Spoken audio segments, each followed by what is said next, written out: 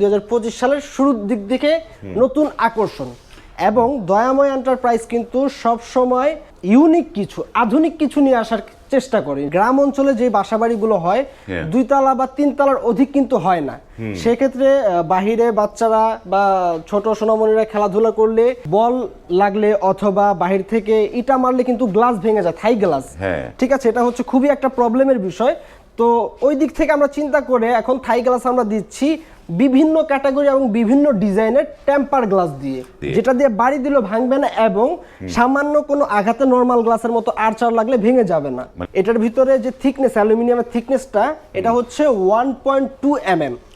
1.2 জি, কাই কোম্পানির অ্যালুমিনিয়াম, কাই কোম্পানির চাকা এবং কাই কোম্পানির লক।